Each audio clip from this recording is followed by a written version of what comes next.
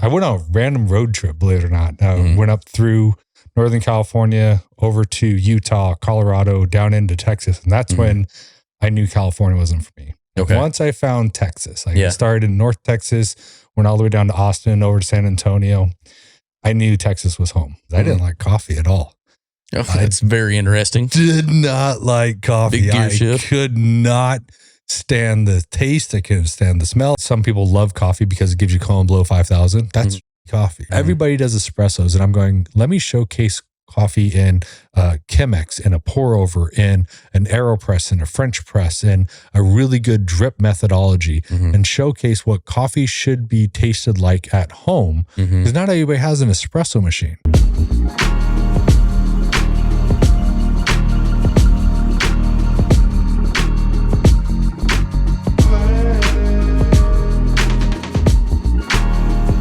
Hey everybody, welcome back to The Blueprint by Smoking Gun. Today we got Josh Cook, Legendary Aviation Coffee Company, and today he's going to be dropping some knowledge bombs on us. Let's see. Let me tell you something. I went and worked out today for the first time in a hot minute, and I am so out of breath, and it was over 2 hours ago. What's the problem? It's probably going to be your heart. if you're still out, like catching your breath, it's your heart. Yeah. That's an easy one. That means it's in good shape. No, it's in bad shape. I don't know. You got to recover, man. If you're still, or you're out of breath, that's your heart. That's your ticker sitting there saying, "Hey, I've got something going on." Let's get it together. And listen to it. Let's get it together. Yeah. My dad just had AFib right before Sun and Fun. Really? It was scary as shit because we got done playing pickleball and his heart rate will jump down to like 70, 80 within the first 5 minutes. He was sitting at 130. And then I felt his pulse and I'm going, your pulse is dancing. Like, I can't get that strong. Boom, boom, boom, boom. I'm getting a boom, boom, boom, boom, boom. And I'm like, you're going to the hospital. Yeah. Yeah. And so he's been on some medications, but he's only had one other episode, and that's when he was extremely stressed. Yeah. But 70 years old, I'm like, dude, you can't do that anymore. Yeah. So it's fun stuff. Well, maybe that's what got him here to begin with. Yeah. You know? And I hope I'm still rocking when I'm 70 years old. I'm gonna give him my best. Yeah. You know, burning at both ends all the way down the road. Right. Are you using a trainer or are you just doing it yourself? Man, I've done trainers and stuff throughout my life. Honestly, like back in the day, I used to do a little bit of that. I used to be in better shape. I just remember when I first came out of high school and I really hit the weights pretty hard and I swole up a little bit, right? And then I remember seeing like people's perception of me kind of changed overnight. They were like, "Whoa, where'd this come from?" or whatever. Like, you've been roiding or whatever, and I hadn't. I just been hitting the gym really hard. Well, at that age, you can, and you just blow up. And then I remember seeing a good friend of mine like 5 years later after I wasn't doing something, and he walked up and he squeezed my arms and he was like, "What happened to you?" And I was like, "Dang it, it comes and goes really fast, you know." And so fitness has an up and down journey. It's never a linear, straight up type thing. So even take a look at guys like Steve Cook when he got married and he had a kid. Yeah.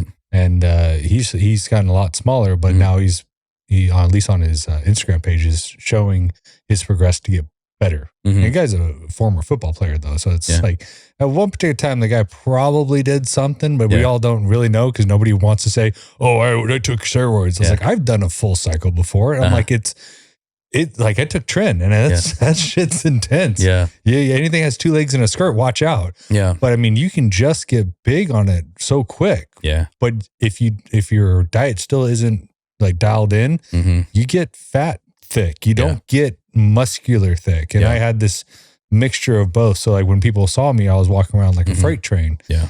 But I mean, one cycle isn't going to kill you. Yeah. And I wanted to experiment. And I was like, okay, sweet. So, but I'm not going to look to get stage ready. I'm not looking to be a competitive guy. Yeah. All that stuff is in the past. But it's like, if I can still stay relatively fit for a guy that's in his 40s, I was like, I'll take that because life is so busy right now. We had Steve Kuklo on. I think his episode dropped this week. Top 3 in the world bodybuilder. Still a massive human being. Yeah. It's just crazy. So you're telling me he went up against Chris? I don't know who Chris is, but but he was number 3. I think it is. Yeah, he ended up Mr. Olympian number 3, right? He was 3rd. Wow. Mr. Olympian. Yeah. So absolutely insane. And you know, those guys, they'll all sit there and say, "Oh, I'm natural." No, you're not. Yeah. I'm so sorry. You're not. Oh, natural. he'll be straight up with you. He'll tell you all about it. Yeah. You know, listen to the podcast. Okay, I'll do that. So we had Who else do we have? Drink you a cup of coffee and do it. There you go. Hey. We have a guy that's in Phoenix that's also a professional bodybuilder, still in the military though. The guy had cancer. And I think that's what changed his attitude, and he just became really fit. And God, that guy, when he steps on stage, big, humongous, and he is like well proportioned for everything. And I'm like, how are you not getting first place? Because everything just looks spectacular. Yeah. And there's a lot of politics when you step on stage. Yeah. I'm like, yeah, screw that. Yeah. A lot of giant human beings too. Oh God, yeah. Yeah. Especially when they're like 6'3" to 6'6", like they just look monsters up there. Yeah. So yeah, they're crazy. Well, let me ask you, where'd you grow up?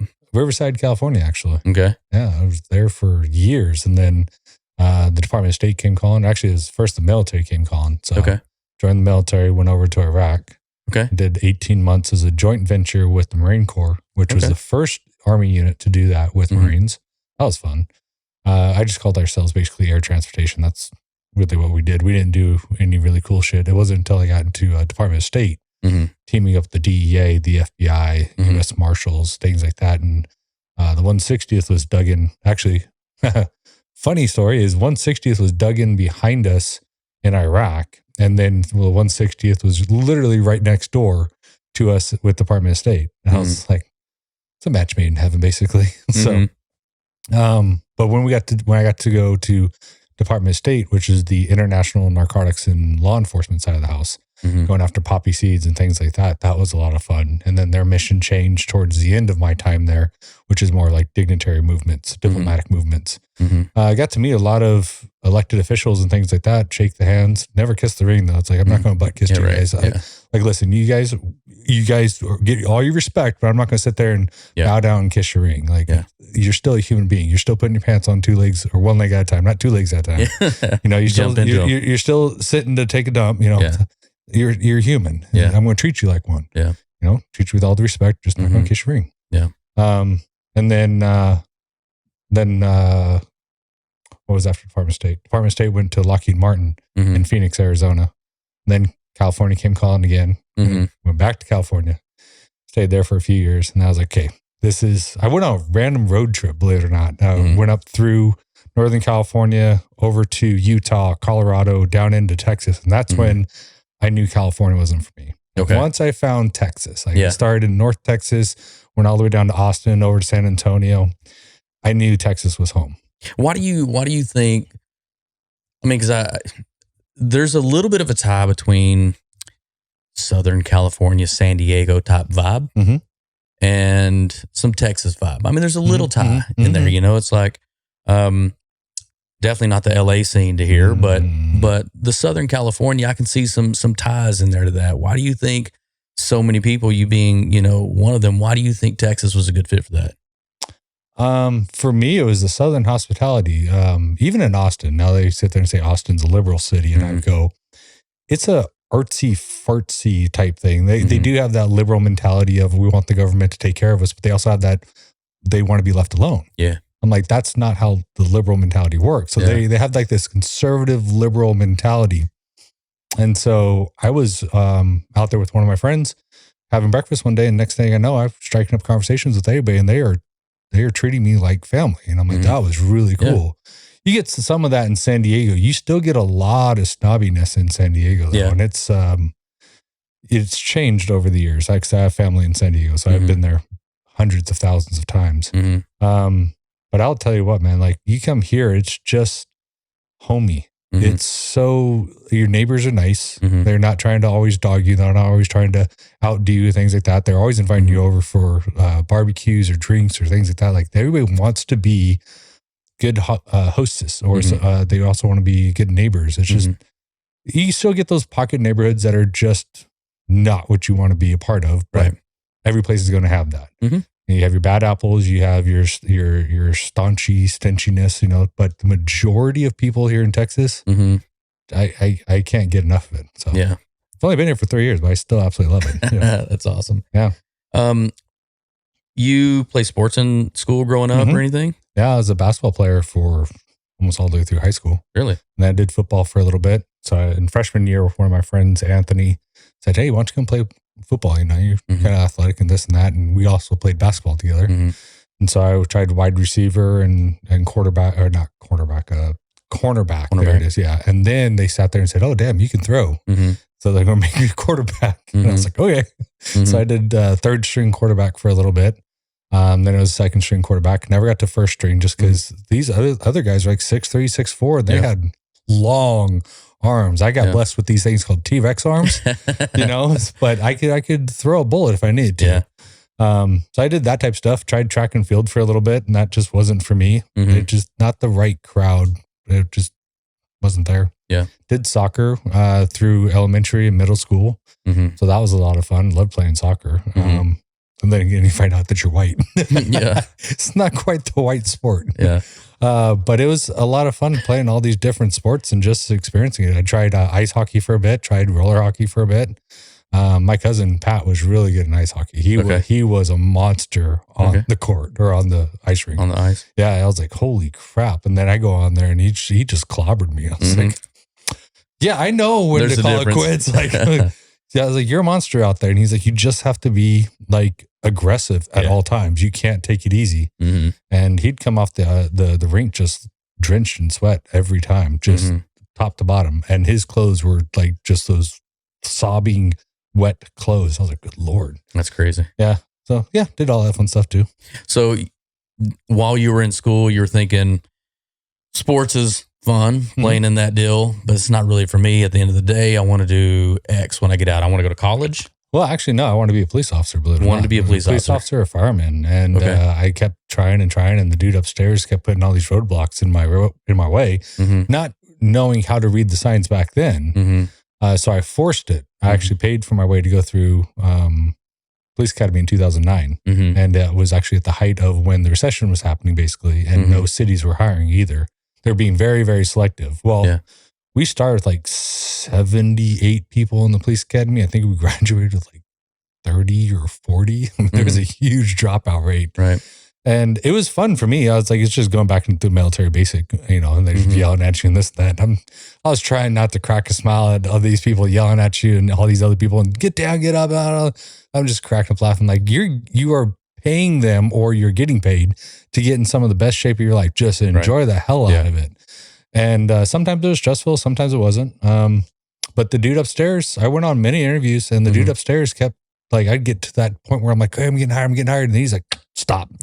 And I'm kind of glad because I watched a lot of my friends from the police academy that never were in the military or part of that type of life change. Like their whole character, persona, their perception of life. I'm like, but as you kind of work with, I'm going to use the word degenerates of the life of life, and you're around it all the time, your mentality does change. And you're kind of like this person that's always right because you are the law. And that's also something that people will struggle with inside of the police academy or inside of just the police force for the first 5 years. And you either learn how to compartmentalize it or it takes over all your lives. And that's why we see a lot of police officers get divorced. Oh, yeah. Yeah. And I was like, the divorce rate's really crazy high. For police. Yeah. You'll never see a unhappy fireman though. Yeah. They're always smiling. Yeah. But that's another hard life. I have some friends that are in that, but it's a very rewarding career. Both of them are very rewarding, but for the fireman, it seems like it's just that other side. And instead of going through another academy, it just kind of Department of State came calling and I took it. What does that mean, came calling? They actually came to me, basically. Okay. Yeah, it was an opportunity that was presented to me. And actually, my cousin Pat was looking at doing some type of overseas contracting work. And I just happened to be kind of looking around, just looking. And somehow, one of the contracting agencies gets a hold of me.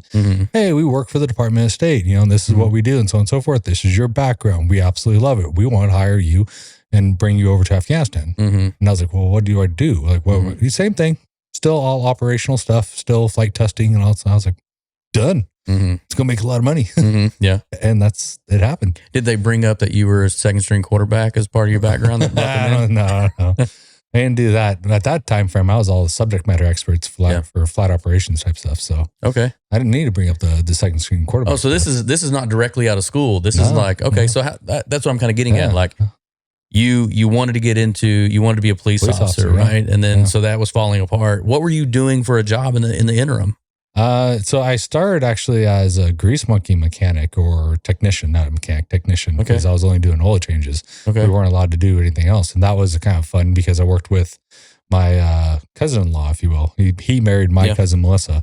And he was actually my first employer. And I worked with him for like 11 months. And that was fun until he got promoted. And then we had somebody else come in and just the funds changed. And so I was like, well, I'm good with my hands. I'm good with cars. Let me see what I'm good with electronics, because I built my own custom speakers for my house. And I'm like, let's go work for Circuit City. And so I played for Circuit City for a little bit. And then, then I moved out to Virginia and I tried Progressive Auto Insurance. I was actually the guy who was tearing down the cars when they got in wrecks. And then from there, came back to California again. It's the worst moves ever. What drew you out there? The Virginia lifestyle wasn't for me. Okay. I do not like Virginia. I like to visit Virginia. It's very pretty. Yeah, it's beautiful. Okay. But I don't like living there. No, I'm good. So I went back to California and then joined the military. Okay. So I didn't really have a clear path in life, if you will. Didn't really want to go to college. I was like, no, that's not going to be for me. I want to be a police officer. And so that's what really set me back in motion was let me go do the military thing. Let's get some discipline. Let's get some of this background stuff going on and then continue to apply and I'll get in eventually. And I think after the 500th time, I was like, okay, fine. I'm just going to go put myself through it and make you guys hire me and be stubborn. And that didn't work either. So there's ways of listening to, let's call it the dude upstairs or the signs of life. I believe in the dude upstairs. That's why I have my cross on there and my favorite verse down there. And again, I just didn't know what I didn't know back then. So now it's real easy for me to see and hear the signs and listen to them, because when I listen to them, life just becomes so much easier. There'll be a few rocky places, but it's not like mountains. When there's mountains and there's like all the debris in front of you, he's telling me, don't go that direction. He's like, I got a much better path over here for you. And I follow that path and it's a hell of a lot easier. You've been a Christian your whole life? Oh, yeah. Okay. So I've walked away from the faith twice and came back to it. And so I was like, after the second time of walking away and coming back, being on my knees crying, you know, I was like, yeah, this is home. Again, this Christianity is where it's at. So, and I got to thank Sandals Church for that, for knocking me back straight, because their message is be real with yourself, others, and God. And you see the pastor back then, Matt, he had longer hair. He had that surfer soul patch thing going on. And he just talked differently, talked with you. Didn't talk at you. He didn't talk down to you. And it was the first time I've been to a church that was just so inviting and so welcoming and so like, come as you are. Like, we don't want you at your Sunday best. All that Sunday best BS. I'm sorry. It has been warped into a false reality that that's how it's supposed to be. As you get into Christian theology and you actually see how pride and egos have changed the religious aspect of it and what church is about and how you're supposed to come, it got totally screwed up way back in the day. And I'm like, okay, well, that's not what I want to be. And when I found Sandals Church, that's how I found that's how churches should be to me. And I still see here in the Southern, Sundays, you have to get dressed up. You have to look so pretty. You can't act like anything's wrong in your life and this and that. I'm like, that's not what it literally says. Come as you are. Surrender to me. You know, don't worry about anything else. And confess with your mouth, like what your sins are to your fellow brethren and things like that. Like, don't worry about going to church either. It's like, you can go to a field and just have communion with the fellow people. As long as you're trying to be authentic and real, that's what God wants. That's what he's always asked us to do. That was a total tangent off subject, but it's all right, man. No, that's good, man. That's what this is about. Go all different directions. But, you know, when I found Sandals Church, it was home and really dove in head first to be as involved as I could, given aspects of life and giving back to them and promoting them and just being real with them. I remember a couple of times I was talking to Pastor Andrew and F-bombs came out and different things. Like, he's just looking at me. He doesn't cuss, but he's looking at me like, well, you are really authentic. I'm like, I'm not going to change my tone just because I'm here at church.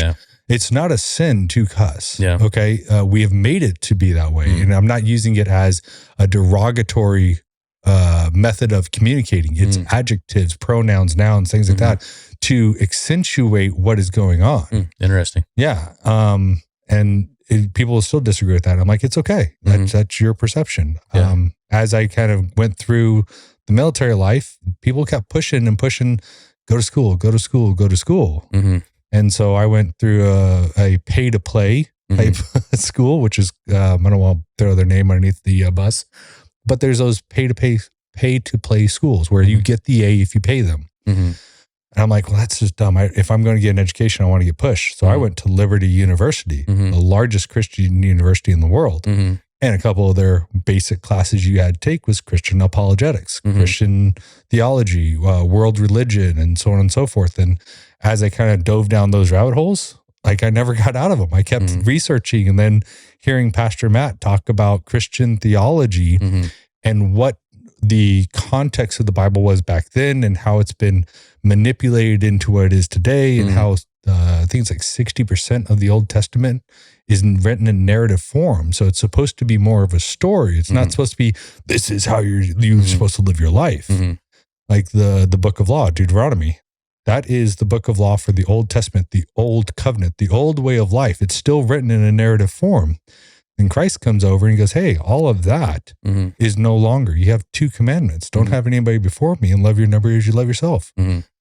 That covers everything, basically. And so when I'm going through these classes and I'm hearing Pastor Matt talk about it, it just sort of further solidified that I was home. I was with somebody that understood from a theological standpoint, not from the pride and ego standpoint of teaching his constituents how to be something. He was like, I'm just going to teach you guys what God actually literally says from the old times to where we messed it up and how we're trying to correct it in today's time. Yeah. And just continues to talk to people. And even today, I listen to the debrief. I still communicate with some of those people back there.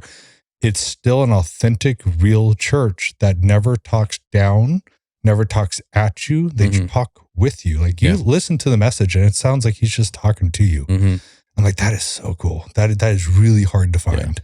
Yeah. It's great to connect. I mean, honestly, like you find somebody in your life that can connect and kind of open you up, make you think a little bit is a pretty powerful thing to have. Yeah. You know, and so I love that part about it. As you were making that next step back in San Diego, you went into the military. Your first, and what branch was this? This was Army Aviation. So actually the Army National Guard, California Army National Guard. Okay. So so that's how I got into, well, not how I got into aviation. I didn't realize my grandmother and grandfather were aviators until 2 years ago. Really? That's I saw some old pictures of them right next to a Cub aircraft, and it's my grandmother when she was much younger. And then I see Grandpa George sitting next to or in a cockpit. I'm going, Pops, what's going on here? He's like, oh yeah, your grandparents were aviators. They both had pilot's license and this and that. And he's like, your grandmother wasn't very good, but your dad was really, or my dad was really good. And I was like, son of a, what the, because I'm trying to always figure out, why did I have an engineering style mindset? Why did I always like aviation? Why was this, and this, and this? Like, why was all, that's not my pops. That's not my mom. Like that's, so somewhere, I always thought I was adopted. Didn't I? But it's like one of those things, like, how did I get these type of bugs if this isn't the way that you guys, if this is not part of your life, this is not how you raised me? Like, where'd it come from? Came from his pops and his mom. And so I've been in aviation or as an enthusiast since I was a young kid. Like I had flashcards for all the different aircrafts that are on there. Basically, I could recite all the different specifications, what their mission was, what the best thing that they've ever done, you know, this and that. And then if I find any of the secret information, which, you know, as a kid, you don't know if it's secret or not. You'd have somebody tell you, hey, this is secret information. Next thing you know, I got secret information. So I could recite all that. So when I got into Army Aviation, I kind of just started tying that loop together and not knowing until many years later that my grandparents were in it. And then I just stayed in aviation, tried to walk away, tried to become a police officer. Dude pushed me right back into aviation. I was like, okay. So then CrossFit came around, you know, when I was a Department of State. I tried to be a CrossFit coach and a competitive athlete back then. Was going to go to the games in 2013. That was the goal. Got married in 2012. Yeah, that marriage and CrossFit don't really match, especially when you're trying to be a high flying athlete and you have the opposite of that living with you or being with you. We were two totally polar opposites of people, and somehow we attracted to each other. I don't know how, but that's the way it happens. Yeah, it didn't work out. I think we lasted like 2 years. I think really like 18 months, and then like took 6 months to kind of get that divorce settled, just because we both dragged our feet. It was just one of those things. We knew it needed to be happen, and then we messed up on paperwork a few times, and it wasn't like any animosity. We didn't hate each other. It was just bad paperwork, if you will. And then from there, let's see, what else did I do from there? Oh yeah. So from there, I was trying to get back into the CrossFit games, and then aviation sucked me back in again. That's when Lockheed Martin came calling. You do have your pilot's license? Still a student pilot. So that's a fun tangent as well. But Lockheed Martin came calling, and that's when I got back into aviation, haven't left. So I've been in aviation for like 22 years now, professionally. It's been kind of a journey, man. Just like fitness. Every job revolves around it. Yeah. And so that's where coffee roasting kind of came in. So I'm a flight test engineer by actual trade. So I have my degree from Liberty University, which is computer forensics with a it is a criminal justice with a computer forensics background. So that's a concentration that I had in that segment. And then when I was with Northrop Grumman after Lockheed Martin, and I was working my way up to become the chief flight test director, they sat there and said, well, we're not recognizing your bachelor's as a STEM degree. And I went, so here's a list of STEM degrees from the federal government. It says right here, computer forensics, that's listed underneath the criminal justice.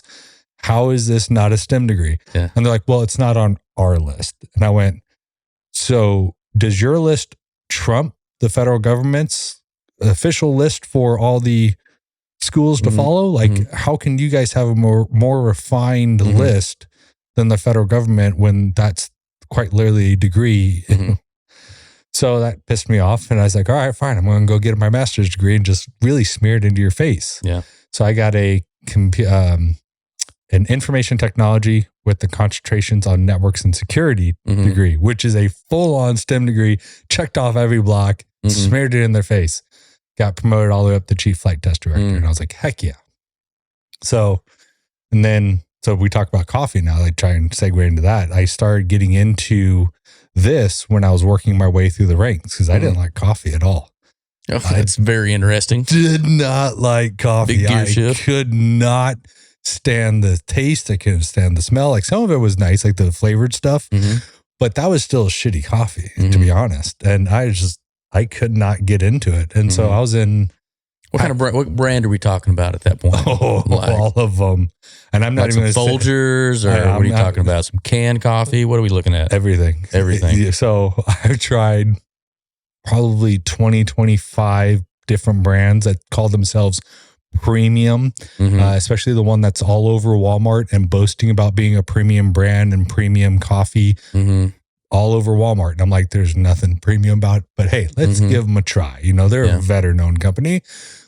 I thought it was premium until I really figured out what true high quality coffee is. And then I go try these other ones. I'm going, that's what coffee is. And I went, it just clicked. And I sat down with a guy in downtown Baltimore. He made me a pour over. He was the owner of the store. Really cool place. Really nice, sweet smell to it. No bakery, no cinnamon rolls, no nothing like that. Just really high quality coffee. And that sweet smell that came out of there, I was like, ooh. So he made me a pour over from Ethiopia. Beautiful blueberry undertone. Like just, it was prominent in your face. And I said, is this flavored? And he goes, no, this is specialty grade coffee. And I use an air roaster, so it creates more of a purity to the coffee. And he goes, notice how it doesn't have that lingering aftertaste? And I went, yeah. I was like, I really like this. And it's straight black and it was nice and creamy. And he tells me all about this coffee. And about 45 minutes later, he goes, dude, I gotta go back to work. And he's like, so go down this rabbit hole and never get out of it. And I just started roasting coffee in 2017, found a place called Bodie Leaf in Southern California. And Steve became a friend of mine and some of the store owners became friends of mine. And I just never got out of like that high quality coffee. So someone who thought coffee was terrible, coffee stunk. Yeah. What drew you into a coffee store? The smell. You were walking down the street? Yeah. I was downtown Baltimore just walking around and I kept smelling something that was really like caramelly, hazelnut, cinnamon, almost like a French toast. Think of like a French toast or a cinnamon roll when it's actually being cooked. You can smell that aroma in the air. That's what I smelled in the air. And I was like, what is that? And you kept seeing the coffee shop and you're like, nah, it's definitely not from there. Yeah. And it said specialty grade or specialty coffee. And so I was being bombarded by one of the big brands and their makeshift marketing where it's not actually about the coffee. It's just about, let's call it simp marketing or comedy or dark humor. And then all of a sudden just the coffee company comes in. I'm like, well, I thought it was just marketing again because I was getting bombarded with it on social media. So I didn't believe what I saw on the store. But that smell drew me in. And yeah, so coffee is the most complex drink we have on earth. 800 natural tasting notes by itself. If you roast it correctly and don't create general profiles, you're looking to accentuate whatever the coffee naturally is showcasing. You can create a cup of coffee that people are so disappointed that it's over with because it's so damn flavorful. It's rich, but it doesn't leave that, you know what I'm talking about? That just gross. Or some people love coffee because it gives you colon blow 5,000. That's shitty coffee. If you have colon blow, if you get like through a quarter of your cup of coffee and I gotta go. Okay, that's the caffeine. That's the bad coffee reacting negatively with your gut. Okay, so I can get through a full cup of coffee before I'll ever actually have to sit there and go, time to go. And it's not an urgency time to go. It's just a natural. Caffeine and coffee gives there is a nerve, and I can't quite remember what it's called, but there's a nerve that it itches basically and it reacts with. And it's not a negative thing, it's a natural thing, and it's good for you. But when it's one of those things where you got to go right now, that's bad. That's always been bad. And if you get the shakes or you get the anxiety, the fight or flight type of mentality through coffee, you probably have shitty coffee because as you get to the higher grade quality coffee, you'll find that you're focused and you're driven and you have a much cleaner, I call it cleaner source of energy because you still get the onset, but it's a very smooth onset. And the next thing you know, you're just laser focused in on what you've got to do for 4 to 6 hours. Then the half-life of coffee drops off and you kind of need a cup of coffee or pre-workout, you know. How many cup of coffee do you drink a day? 12 ounces once. 12 ounces. First thing in the morning. First thing in the morning. That's no it. more. No more. So I have I am one of the rarities that have a negative side effects with too much caffeine. I'll start getting the acid indigestion. 2 o'clock in the morning, I'll have the splitting headache in the back of the head. So I have a caffeine sensitivity, which is nice because I don't need a lot. But if I have too much, if I have like 3-4 cups of coffee in a given day, 2 o'clock in the morning, I'll have a splitting headache. Yeah. And then the next day, I'm kind of more drained because if you guys don't understand the chemical reactions or the chemistry of the body, the adrenal glands sit on top of the kidneys, and those can get depleted very quickly by too much caffeine. You get that adrenaline rush, if you will. And if those continue to get drained, this is why energy drinks work so well. They keep you hooked because they drain your adrenal glands. The following day, you need energy. You need to have another energy drink. And the next day, it just keeps on going.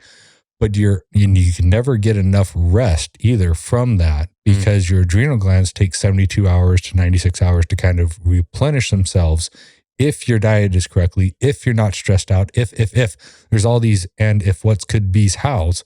So the context matters when it comes to when to have an energy drink, pre-workout, your diet, your workouts, your stressors of life, all that fun stuff. And those adrenal glands, once they're depleted, they start getting rock hard. And once they become rock hard, then you have adrenal failure. Okay, that means it's going to take months to recover those adrenal glands to work correctly. And that takes a naturopath or a doctor. I would always say stay away from the meds. Stick with really high quality supplements. Like Relora Complex is a really good one that helps adrenal glands to repair themselves. But that's also one that if you're a high strung individual, where lower complex can kind of calm you down. And if you take that during the day, you're kind of like in this, not fuck it all, but you just don't have that drive. So I always tell people take it at night. Take it about 6, 7 o'clock at night, right after dinner, and just watch yourself kind of just drift down, and then you go to sleep. It's not like Benadryl where you kind of feel Benadryl, hit that central nervous system. Yeah, it's not that. It's just, you kind of just relax into sleep. For magnesium.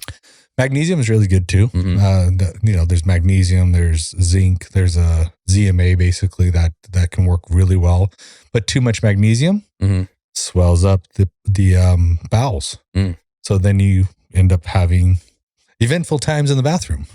It's not colon below 5,000. Now you're colon like 10,000. Yeah, you're going to stop. And then you got to call bacon because you got to get your plumbing taken care of. A shameful plug for bacon there. Yeah, bacon plumbing. Yeah. So let me ask you this: as you started to get the smell, where did you go to do the research for these different types of beans, and like what was the next step? It's like, I got into it, but how? Yeah, so that's actually a good question. So, thank you. It's complex, but it's not the exact same time. So I'm going to kind of spitball this and have people understand how my brain kind of works. So as an engineer, you start by finding the solution and working backwards, or you start, developing the problem and then going and finding the solution. So I was doing both at the exact same time. All right. I was then researching that particular brand that happens to be in Walmart, and I'm tasting that. Then I find a mentor, Steve from Bodhi Leaf, and I try his coffees. I'm going, okay, what's the difference? And I'm starting to find the different nuances between everything. Well, then I start finding out that there's associations out there that actually have classes. So you can go learn how to roast. You can go learn about the coffee wheel. You can go learn about this. You can go learn about the coffee business itself. You can go learn about how to import, export, how to source green coffee, all this different stuff. So now that's a third way of things I was doing.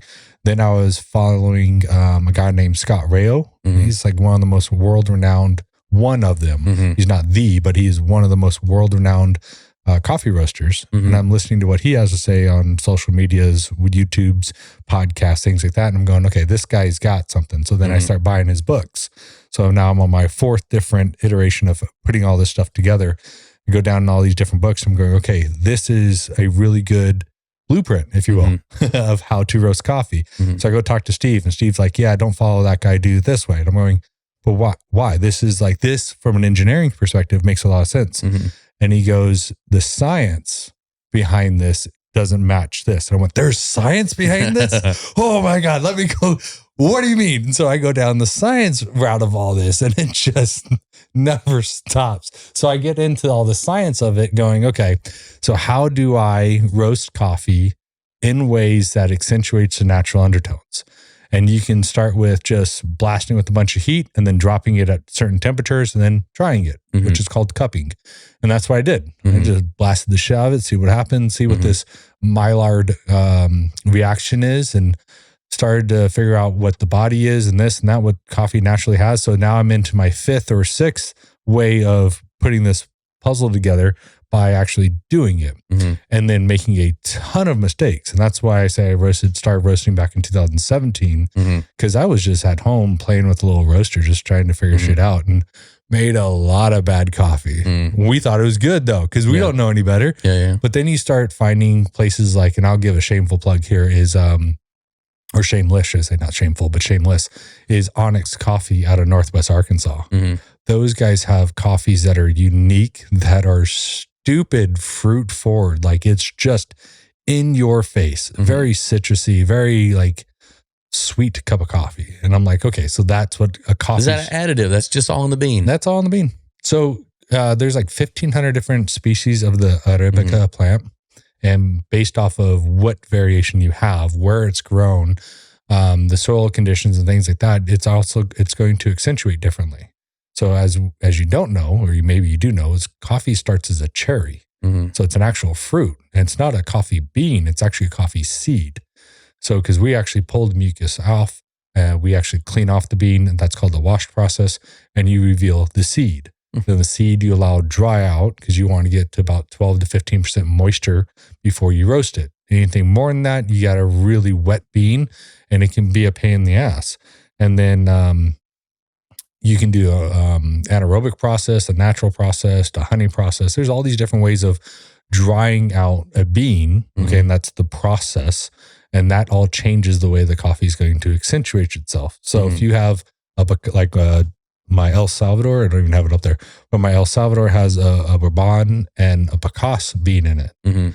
Well, if I put that as a natural, like the exact same farm, the exact same plant, and I actually dry it naturally with the cherry still intact, it's going to accentuate different undertones than if I do it washed or aerobic or honey process. It's all different. And then you got to figure out what that coffee naturally showcases. So it's called a sample roast. 385, 395 degrees, and then we drop it. That's basically right after first crack. And we're tasting it. We're trying the coffee. It's called cupping again. And the cupping protocol is very specific. And this is like how I kind of started putting everything together. Because once I figured out the cupping process, I could find out what coffee's naturally showcased, whether or not it was citrus forward, whether or not it was berry forward, whether or not it was like an apricot, like my Colombian coffee, or peach, or if it was more milk chocolatey, more caramelly, more dark chocolate or baker's chocolate, toffee, all this different stuff. Like you find these notes very quickly, and then you just figure out how to roast into that. Like how do I keep it as a light roast, or do I go to, I only do the backside of a full medium. I don't go to dark roast because in my opinion, this is just an opinion. It's not right or wrong. It's just an opinion that coffee at this level, at the top 1%, it's like going to a Brazilian steakhouse and demanding that chef cook your steak well done, okay, to leather. Is it still going to be a good Brazilian steakhouse steak? No.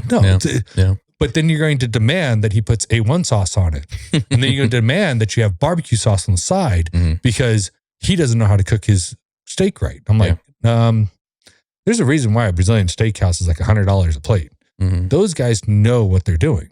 So that's the same thing with here. It's like, I know what I'm doing now. I didn't back then to showcase the beans and bring out the flavors correctly because of the mentors before me, because of all the research I've done, because of allowing my perfectionist type A OCD brain to go after this with complete honesty, complete openness to learn it to a nth degree. Now, I'm still not an expert. I've only been doing this since roasting since 2017. The company's been open since 2019. So it's called 7 years, 6 years, 7 years, something like that. 8 years. I don't know. 8 years then. 2017, 2025, that's 8 years. Can't do math publicly, but I could do it on paper. All right. Just not on camera. Yeah, not on camera. So you get to people that have been doing this for 30 or 40 years that don't do generic profiles because anybody can roast coffee. I'll openly admit that. It's not that hard, but to find out how to find the undertones and roast to accentuate those, to bring those forward, that's a completely different aspect to coffee. And that's what fascinates me because I can take one of these and take them to a dark roast. I can take them all to dark roast. And they all have the similar overly roasted, oily, just that natural generic undertone. But you lose the delicacy to what it's showcasing. The peach, the mango, the caramel, the milk chocolate, this, that, the extra, it kind of roasts out of it because now you have a coffee that's too dry. It doesn't, the texture isn't there. The body's not there. It's got just more charcoal because that's what happens when beans get to dark roast. They start caramelizing, they start charcoalizing, and you're starting to eat or drink coal. And that just has a natural generic profile. And that's what a lot of roasters do, especially the big roasters. So I'm not sitting there saying like Starbucks does that because I've had actually a good Starbucks cup of coffee recently. And I was like, oh, wow, that's caramelly, chocolatey. I was like, it's a little bit more of like a cocoa powder than it is a milk chocolate. But it was there. And I was like, that's kind of interesting because I always know Starbucks to have a very harsh reaction to my stomach. And that day I did not have, it was a black cup of coffee, but I didn't have any type of nasty reaction to it. And I was like, that's interesting because that's not your standard Starbucks. And they do dark roast. That's all they do. Well, I'd say they all do that, but every time I tried a Starbucks, it was always a dark roast, and I just could not understand it. So when you go to start checking out these different beans, these different type of coffees, these different locations where you're getting, are you flying to that place and testing what they have? Or how are you ordering this? So I've only done that once to the actual place, and we were doing coffee farm plantations and visiting them, and I did it in Kona, Hawaii as well. And but it's the importers here in America that will bring exporters or the farms up here to like Dallas, Texas, and they'll go to a couple different roasteries that we get invited to, and so we do profiles with them. It's like a sample test, if you will. We get to meet them, we get to talk to them, we get to see, what are they showcasing? Why are they showcasing this? Why do they do it this way, not that way? So how much you can produce. Yeah, and they're also telling us what makes their coffee so much different than the next farm, like might be on the same mountain, but right next to them. And I'm going, okay, so let me taste the two differences. And you can see if you have too much of this or too much of that, what it does to the coffee. And I'm like, oh, it just gets deeper and deeper. And the growing practices, I can't even talk about that because I don't have the basic understanding of it. I got some, but I'm like, I was like, are you guys using mushrooms inside of this? Are you guys putting the mycelium and all of this? And they're like, yeah. And I'm like, oh my God, that's like, teach me more about this then, because that just fascinates the hell out of me, how we can put mushrooms inside of soil, like living organism, and what it does to the coffee and how much healthier coffee becomes, and how we don't need to have pesticides and you don't need to do this, you don't need to do that. That's why I'm like, if you deal with the top 1% of coffee, which is what I do, all right, I don't need to certify it as organic or mold-free or pesticide-free and all of that stuff. They already have the best practices. The reason why you want to have all that fancy stuff is for marketing, okay? And I'm going to tell you something. If I have the best growing practice for beef, and you come and you work for me, and you figure out how I make the best beef, then you start a company that certifies people to use my practice, and you sell that to somebody, okay? You ask for that money you put the stamp on there, okay? Then you come to me and you say, well, you have to, or I'm going to slander your company, so they're saying that you aren't officially certified. And I'm going to sit there and go, well, you're my employee, okay? You learned from me how to do the best practices. Right. So why am I paying you to get the organic certified or the best certified stamp on there? Like, I taught you this, so I'm just going to continue to do what I do. That's what a lot of these farmers did. They're like, F that organic certification thing, because that's a white man invented corporate America sabotaging bullshit thing that went down to South America back in the 70s or 80s and basically lied to the farmers. Hey, if you do this in the next 3 years, you can sell your beans at 4 or 5 times the profit because you have this organic certification, and everybody in America loves organic certification. But they really forgot to tell them that they couldn't sell their coffee for 3 years before they could get that organic certification. And so it ruined so many farms that have been in business for generations. And guess what happened? Corporate South America and corporate America bought up all those farms and turned them into condominiums and complexes and cities and shit like that, so they could expand. So really, people down in South America and things like that don't trust the white man. And hey, if I had that happen to my family too, I wouldn't be trusting anybody either. I'd be protecting my land like there's nobody's business. And we're still losing farms like crazy, because I was talking to one farmer. He said, all my kids want to be on TikTok and Instagram and be social media influencers. And he goes, and I had to sell my farm because I didn't have the next wave of people to take care of it. And he goes, and now they want to come back home because they figured out they can't be social media influencers because there's only this many people that really know how to do it correctly. And he goes, and I had to sell the farm, so they've got to go do something else. And it hurts to actually hear that. And it's detrimental. And now that coffee prices have gone so high, I think we had like a 80% increase in 30 days. Whoa. Yeah. So coffee now versus 2 years ago, way more expensive because it's a commodity. It's traded on the open market. But that's really good for the farmers because they can keep their growing practices exactly the same and make way more money. So when you already direct trade with them, you're paying the commodity grade plus a few dollars. So you're basically supporting their lifestyle. So that way they can buy more land, they can build more stuff, they can have schools, whatever it might be, whatever their need is, they could actually get. Now, I'm only one roaster, so it's not like I'm paying them hundreds of thousands of dollars more, but the collective of who we work with and the importers, they are direct trading with those people. So that gives them the ability to make more money. And again, as coffee prices have gone up, it's just given them a better ability to make a better living wage. Because I'll tell you what, hand picking coffee is tedious, it's long, it's backbreaking, and it's very humbling.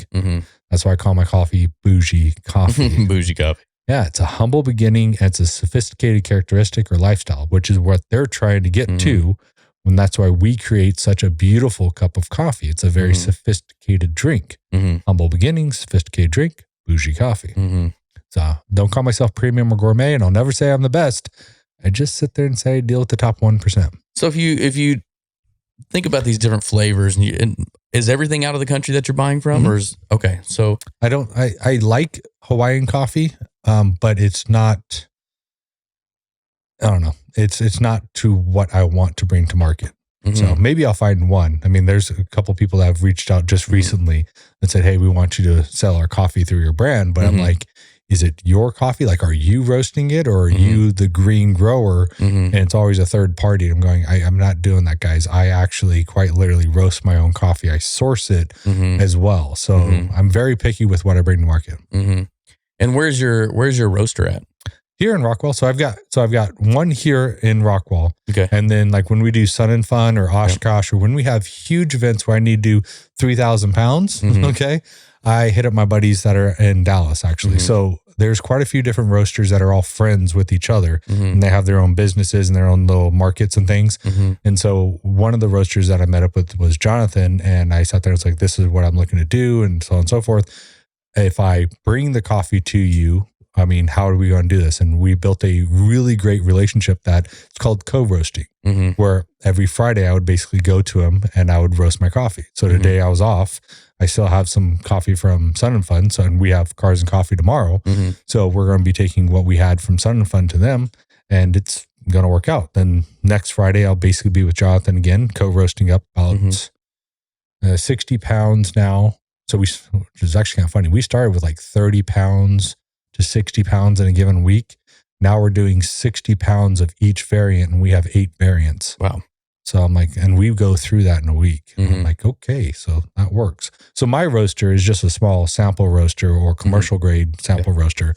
The Dominican Republic over here, I'll do that in small batches for people and get them a pound or 12 ounces, things like that, out of that sample roaster. But if I'm doing 3,000 pounds out of this thing, it would take me months. So, and I've talked to Jonathan about whether or not I should buy a bigger roaster like what he has. And he goes, you're starting to turn on that edge where I will sit there and tell you, go get your own, because it's impeding upon our operation. He's like, you're still doing really good by yourself and you have these good fluxes. But he's like, when you have your flux that goes up, he's like, it puts a big strain on my guys. And I was like, well, I don't want to do that. And I was like, so that's why I go in on Friday and just take care of it. That way it doesn't affect what they're doing. And they're all my roast profiles too. So Jonathan is much more educated in his roaster. So we took what I was doing on a sample roaster and put it into the big commercial grade one. And it's only like 30 to 45 pounds that we're doing at a given time. So it's not like we're doing hundreds of pounds at once. It's batches that we're doing. And we found that with my commercial sample roaster being an air roaster and his big roaster being an air roaster, it's called the Loring S35. We were able to almost take the exact profile that out of the sample roaster and put it into his, but because of the bigger batch and all the different chemistry that goes along with it, we extended out the roast profile about a minute and a half on everything. So, and that worked out really well for us. All right. So I'm a dumb when it comes to this. So a roast profile, right? Like, what does that mean? Does that mean like I've got to go 25 degrees for 7 minutes and 45 degrees for 13 minutes? And what? Yeah. That's it. Yeah. So, the easiest one for me to talk about is El Salvador. El Salvador is roasted to 416 degrees and has a 20% development time. So when you do your sample roast, okay, if you found that coffee didn't need to have any excess body added to it, which would be your... What does that mean? Excess body? Yeah, that's your development time. Okay. So if it, like the Brazil has a lot of body to it, even at a sample roast. There's that's a strong coffee. It's got body to it, texture. It's got character to it. Right. Mm-hmm. So it doesn't need to go to dark roast. Okay. What you need to do is you need to pull back on the darkness, and you actually need to roast to try to pull out the more of the caramel. So we'll extend out what is called the Maillard phase to caramelize the sugars a little bit without actually going into a dark roast. Gives the ability of the outside of the bean and the inside of the bean to get to the right temperatures without the exterior being at 430 and the interior being at 400. That's, if you quickly roast a bean, that's basically what happens. And you get this really funky, dory, complex flavor profile, and I don't like that. I want to have more truthfulness. So you start with, let's see, what do we start with? 430 degrees is what we start with. And then we load the beans in, we drop the beans basically, and we kill the gas at the exact same time. So what happens there is the beans are then absorbing the excess heat that is inside the drum. And that takes 45 seconds to a minute. You'll see the curve just drop like crazy. And then we'll start turning on the gas, and we basically turn on the gas at 80%. And then that also speeds up the drum because we don't want anything to get scorched. So if you turn on the heat too much and don't have the drum or the air flowing too much, you'll end up burning the beans like crazy right from the beginning. And you'll see your curve actually start turning, okay, and going back up. And you start seeing that the beans are absorbing the heat. You see your heat coming up, and you'll start seeing that the bean temperature starts coming up. So as those two things go up, you're just kind of controlling a rate of rise of about 8 to 10 degrees per minute, or there's a lot of variables to that, but let's call it 8 to 10 degrees in a given minute, or 10 to 15 degrees if you want to go a little bit faster. But if you go faster than that in time, being like 10 to 15 degrees every 10 seconds, every 15, you're probably going to start scorching your beans because they're absorbing the heat too fast. You just got too much heat going on. So you'll go up to a certain temperature. So let's say 416 degrees. Yeah. What I like to do is I actually start killing off the gas as it starts climbing, because the Maillard reaction, as soon as that first crack happens, the chemical reaction that happens inside of beans happens very, very fast after that. Like stupid fast. First crack and second crack could be 30 seconds. It could be 90 seconds. It depends on how much heat's going onto it. So, and that second crack is where dark roast happens. And that's where the beans start getting scorched and start getting too dark. So I like to actually start killing off the gas and turning up the fan to where I'm pulling out all the smoke, and I'm actually trying to cool down the exterior side of the bean, but allowing the interior side of the bean to still stay cooking. It's like a brisket where it's still cooking after you already pulled it out. Yeah. Okay. So putting it into meat terms, exactly. Yeah. So, and that's why we wrap the brisket at the very end, and then we put it inside the cooler for a while. If you do that, wrap it with the towels and everything, and put it in there, because the inside of that brisket is still cooking. Yeah. Okay. And you want the heat to actually still go inside, but then where's that heat going once it's in there? It's got to start going back out, right? Right. So, and it's pulling all the juices, doing all that really cool chemical reactions with meat. Same thing with beans. And I start lowering that gas until basically it's off. And then that last 20%, let's call, for example, if you've got 10 minutes of development total, what is 20% of 10? 2 minutes. So at 8 minutes, I'm at 416 degrees. I'm at zero gas, and I allow it to cook for another 2 minutes afterwards. Call its own funk, if you will, but it's not its own funk. It's its own heat. And that allows the center of the bean to kind of get to the same temperature, and it creates more body to the coffee itself. But it's not body where it's like that real heavy stuff on the tongue. It's just a little bit of character, a little bit of texture, if you will, is what we like to actually call it. And then we drop the coffee and cool it off rapidly. Within 30 seconds, the coffee's cooled off. So we have this huge fan. It's on a conveyor, like a conveyor belt. It's a big spinning conveyor belt, and it's sucking the heat out of the coffee. So it's Pretty good stuff, man. If you wanted a darker roast, is that something that's a higher temperature for a longer time? Or is that something that is like, and I'm thinking, and again, I'm going back to the only thing I know is just brisket, right? Yeah. But it's like slow and low, or is this like high heats? Yeah, you still bring it up to higher heat. So if you need to go to, 435 starts your second crack, which is the beginning of a dark roast. Explain crack, please. Yeah, so you get a first crack and a second crack. That is where the coffee has absorbed as much heat as it will before the internal pressure, the moisture, cracks and bursts out. Okay. So, and you audibly hear it like popcorn. Okay. Like when popcorn's actually popping, you hear all those kernels. That's exactly what you hear through the roaster, whether or not it's a sample roaster or a big roaster. And it's fun to listen to. Okay. Because and it just starts going like crazy. And then all of a sudden it stops. And you know that's the end of first crack. And you're paying attention to all this stuff and you're monitoring it all. You're annotating it all because it's engineering, if you will. You've got to figure out, hey, is this roast profile matching what I did before? Is it still tasting the same? So there's a process that goes into developing the right cup of coffee. Again, anybody can roast and you can just do what the hell you want. But if you're really trying to get into specialty grade coffee, you're trying to roast the top 1%, you don't want to just create general profiles that whatever and just make up some story. No offense to the other companies. That's kind of like what they did. You really want to take your time. It took me 2 years to develop that Brazilian, just because I need to find the right one and then to develop it and make sure it was consistent year after year.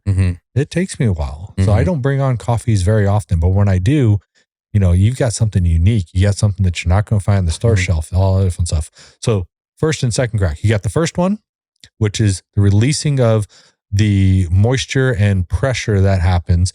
And then the second crack is basically the exact same thing. It's that last little bit of moisture that's in there. It's another audible crack that's happening. And that's, you won't find any type of silver skin. You won't find any of the caramel style look to it. You'll start seeing the black. You'll start seeing deep, dark brown to black. So we got, what is it? Italian's your darkest roast, then you have French, and then you have Vienna. So you have Vienna, Italian, French, and then Italian. So in the dark profile for specialty grade coffee, you've got 3 categories or 3 levels of roast profiles that goes in there. So when people say I want a light, medium, and dark, to me, that means absolute shit. Because a medium profile, let's call it 20 degrees. Well, do you want the full side of a medium or do you want the back side of a medium? Do you want this? Do you want that? Do you want something that has more body to it? Do you want something that has more fruit forward to it? Like, what do you want? Like, don't tell me you want light, medium, and dark, because that is marketing stupidity 101. That's Folgers. That's what they did back in the day. Coffee today in specialty grade has 9 different profiles, and each one of those articulates the coffee differently. So, going back to your dark stuff is yes, that's at the second crack, 435 degrees. And that starts the Vienna roast. And then you go into a French roast and you go into Italian roast. And you'll know that you're in those darker roasts because the coffee bean itself is oily. If it's oily, that means it's in a dark roast. Or you could have a light roast that's been flavored. And that's that oily residue, artificial flavoring that gets on everything and it never gets out of anything. It sucks. And I'm like, please don't ever get artificial flavored coffee. As soon as you put that through your coffee machine or your grinder or whatever, it's always there. It's never coming off. Stuff sucks. It's like, just go get some good simple syrups. Like my simple syrups I work with, Pink House Alchemy, they're really adamant about adding complexity to the coffee without being overbearing. So the sweetness, the flavors and things like that, it just adds to the complexity of the coffee. It doesn't mask it. So you go to Starbucks, you get your frou-frou drink. You can still tell that there's coffee, like very bold coffee, but they've masked it with the creamers and the sugars and all the other frou-frou stuff that they put in there because they need to. They need to cut that bitter back end, that darker roast that just lingers on your tongue. But you can only mask so much before it still sits there on the tongue. And Starbucks coffees for me, prior to the other day, all of them sat heavy on my tongue. This other one didn't sit heavy on the tongue, but it definitely stayed with me throughout the day. My coffees don't stay with you throughout the day. So if you go to burp 2 hours later, you don't need to worry about having that coffee breath. Or if you ever smelled somebody's breath after having bad coffee, it has that egginess. yeah, you don't need to worry about that with my coffee either. So you see this almost the same way as if I roast one of your coffees or make coffee with your beans, adding a creamer to it or adding something else is almost like sacrilegious. It's sacrilegious, right? It's almost like adding steak sauce or barbecue sauce before you taste it. Yeah. So I want people to experience coffee in all of its glory. So I always tell people, try the coffee black, not when it's fresh off the pot either. Give that a second or two or a minute or two to cool down inside your cup, because just like with the brisket, right? If you took a brisket and sliced it right off the grill, is it going to taste good? No. Yes, but no. Not as good as it could be. Not as good as not as juicy as it would be, things like that. It's not giving the time of day for that brisket to develop the flavor compounds that you want. Same thing with this. You need to allow that coffee to cool, because once it touches your tongue at that temperature, at that hot temperature, it's just like hearing something really loud and your ears start ringing. Your tongues can't pick up on the receptors because you're burning the receptors itself. So if you allow the coffee to cool, you're going to start noticing the caramels, the milk chocolates, or the blueberries and strawberries, or the tiramisu, the white grape, just the almonds. Like you got almonds and caramel in the Dominican Republic. So you got to give the coffee some time to breathe, if you will, and cool down so you can to understand this coffee is damn good. Is there an optimal temperature in there that it needs to be, that you think the range is perfect for tasting? 175 to 185 in my personal opinion. Some people say cooler than that. Some people say hotter than that. A mouth will fall off. Yeah, right. So like when I do cupping, there's a reason why it takes us 10 to 15 minutes after we pour that hot water. So there's a smelling process that happens with it. There's a clearing out the top of the bed. There's allowing that coffee to cool. And then we actually start cupping that protocol. It's still stupid hot, but we can find those flavors a hell of a lot easier. Now, I'm not telling everybody to wait 15 minutes after they pour their cup of coffee to have it, but allow your coffee a minute or two post pouring, open to the air, that you can see if you have a good cup of coffee. And it's kind of like wine in a bouquet, like letting it breathe a little bit just so it can get some of those flavors to come out. Exactly. And, believe it or not, coffee's 4 times more complex than wine is. Really? Yeah. That's crazy. Yeah. I was like, holy crap. So now that I'm involved with the most complex drink on earth, that's just one side of it, is the tasting. And then the growing process is the other side of it. The processing is a different thing. And then the roasting it, whether or not you use an air roaster or a drum roaster, all of that changes the way that coffee is going to accentuate yourself. And then all ratios matter. I have a red shirt that actually put all ratios matter to have some fun with that political BS that was happening a couple of years ago. I was like, I'm going to give that some time to just sit for a second. Yeah. Because I don't want to be involved with all the politics stuff, but all ratios do matter. If you're going to make a coffee, do the 1:16 or 1:18 ratios, because most people just scoop coffee in and let the water go. And okay, I made great coffee. I'm like, did you though? Because if you put too much in, then you're not actually extracting all the potential, because you got too much coffee in there. Too little, you over extracted. Now you got all those flavonoids that just, it's just not that good for you.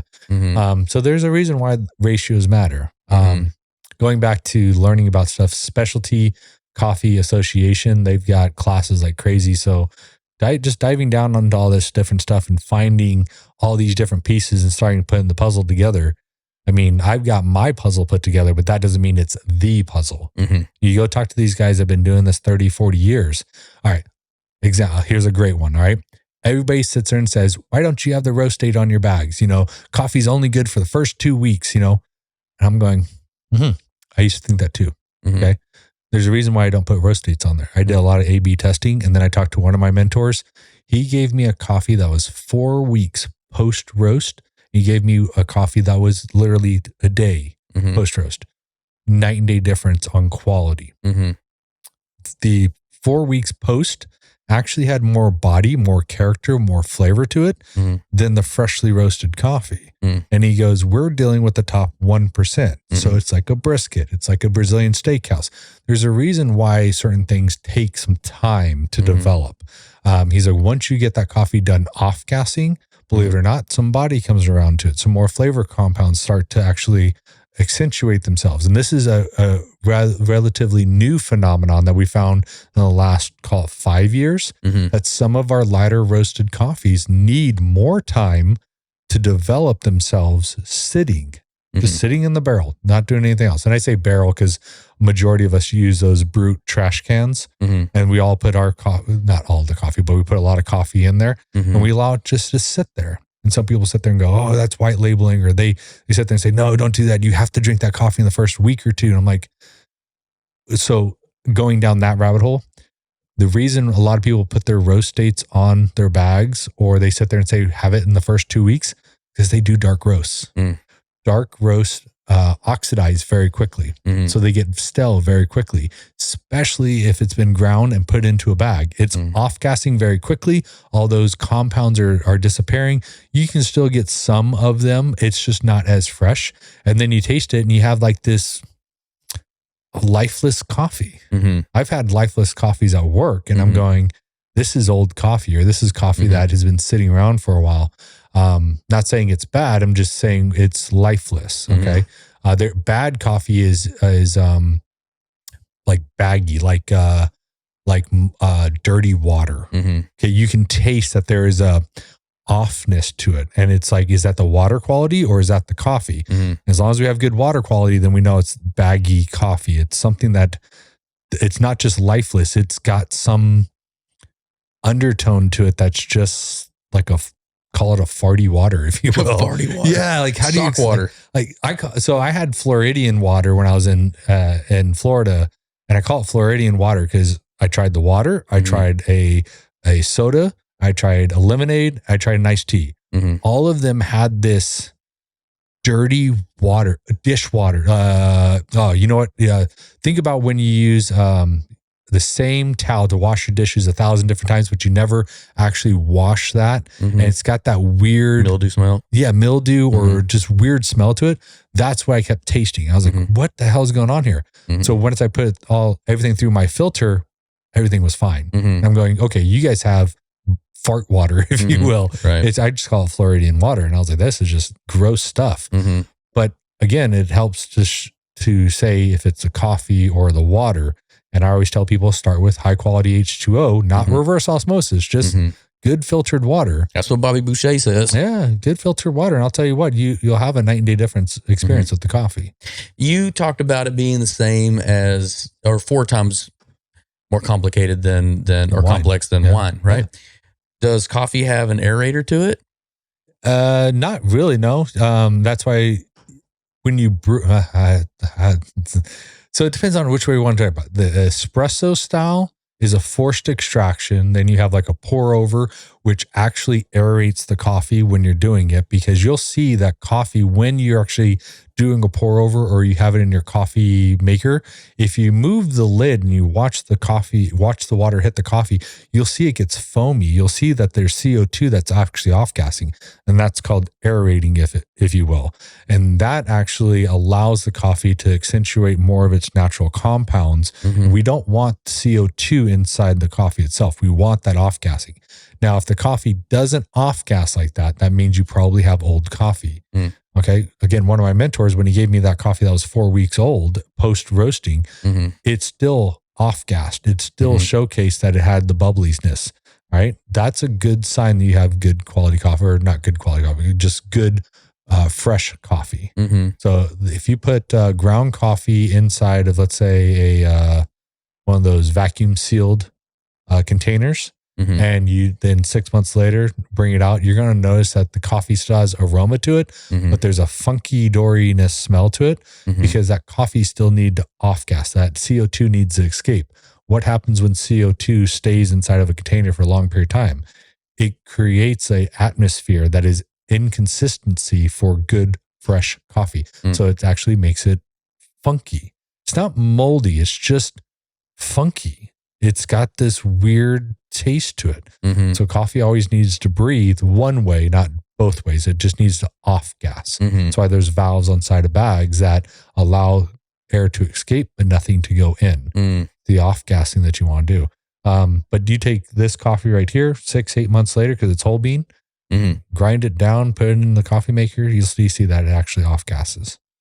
I had a question come in that said, they've been doing a lot of research on espresso shots and things like that, and that the internet always says 18 grams is what you're supposed to use. That's a good one. Yeah. If you use 20, is that ruining it? Like, no, it's not. Why does it have to be perfectly 18? 18, and that. So now we are talking about dialing in your own espresso. So some will do 18 grams. Some do better at 20 grams. All right. So are we talking about more of a fruit forward style coffee? We're talking about something that's a little bit darker roast that has more of that baker's chocolate, powdered style chocolate type stuff. There's a fine tuning process with espressos, and I love espressos, but I don't like espressos. Everybody does espressos, and I'm going, let me showcase coffee in Chemex, in a pour over, in an AeroPress, in a French press, and a really good drip methodology, and showcase what coffee should be tasted like at home. Because not everybody has an espresso machine, but everybody does espressos around here. And I get that coffee shops, you can make espressos so fast. Listen, I've got 3-gallon brewers. In 7.5 minutes, I can have 9 gallons of coffee.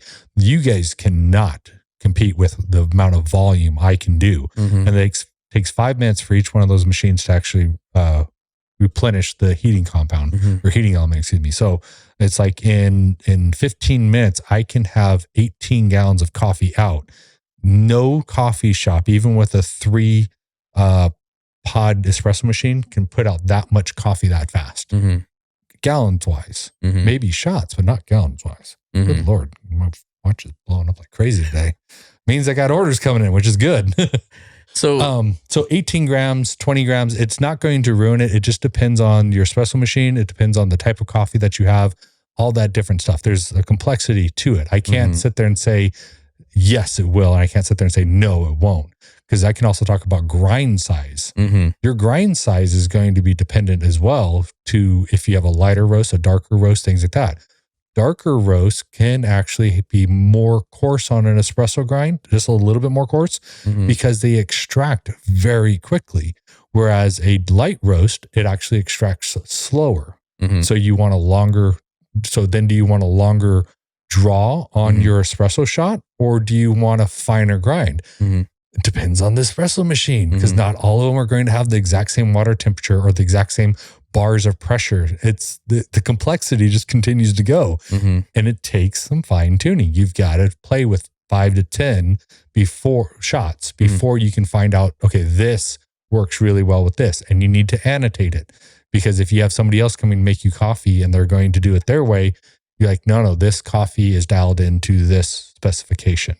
So, and you can talk about then double shots, triple shots, single shots, or single shots, double shots, triple shots, all that fun stuff too. Changes again the name of the game. It's about volume, how much you can produce, how fast, right? Yeah. For me, it's how fast can I produce coffee. It's like when we do cars and coffee, there was one time I got slammed and I couldn't make enough coffee and this is before my 3-gallon brewers, because it was the big show at Cavender's and it was our first one being there, and it just swamped me, and it was just me. I was looking for my extra helper, and that person just happened to be busy that day, and I was like, that's Pops, so I'm gonna make fun of Pops. Pops was busy that day and he could not get over to Cavender's to help me out, so it was just me and my camera guy, and I'm like, oh man, this is not a good day to do a camera event like this, but we crushed it for what we had. So now that we have the trailer, we have the capability of doing multiple either 1 gallons or multiple 3 gallons. Like we can push out coffee. So, and we're booked out straight through August now. Now that this weekend's happening, all the way through August, every weekend I'm booked out solid. That's crazy. I'm like, what did I create? I created a monster. So when you went into building these packages out or building out your brand, right? You thought, I need to have a range of products to deliver to people. There was different types of coffees, different flavors. Like, how did you know what to go after? That's another really good question. I listened to the market, believe it or not. So I started with El Salvador. That's what put us on the map. So El Salvador has been my bestseller for the last 5-6 years. Then we brought in Costa Rica and Guatemala, just because I really wanted to have a good Costa Rican coffee that people could be like, hell yeah. And then Guatemala came in, and I tasted it, and it almost had that cinnamon, the horchata. I added Italian sweet cream to that Guatemala 2 years ago, and it tasted just like a Mexican horchata. And I was like, hell yeah. So much cinnamon came out of that coffee. I went, we're bringing that to market. And people responded very well to it. And then the Ethiopian is actually named after the Mooney anomaly.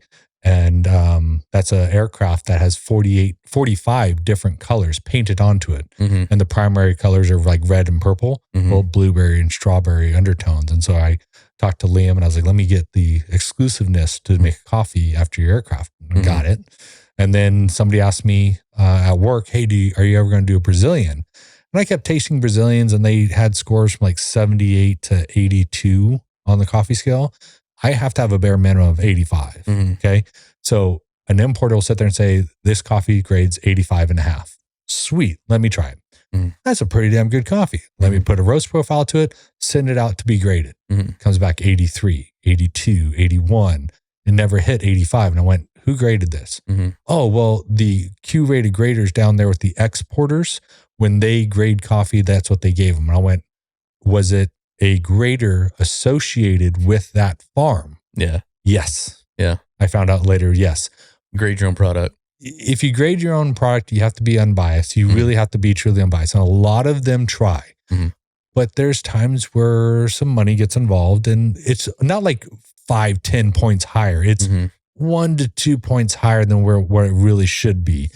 And that just kind of sucked. So it took me quite a few years to find a really good Brazilian that scored 85 on the coffee scale or higher to bring to market. And that one is from the hills of Brazil, the hills. It's like here. It's like they're saying we have mountains or hills here in Dallas. Like we do, but we don't. It depends on how you want to look at that. But if you go down to the hill country, you got those type of hills type things. That's the same thing with Brazil. So it's in that type of areas where there is some type of elevation change. And it came out to be a really damn good cup of coffee. Very clean cup of coffee too. It's kind of like how that kind of stuff works, man. Just keeps on going. It's a very complex, very fun thing to talk about for me. So you picked out different versions. So that was the first one you went with? No, that's not the first version I went with. I had, well, to bring to market, yes, but I tried probably 15, 20 different Brazilians over the last 2 years to find something that really fit what I liked.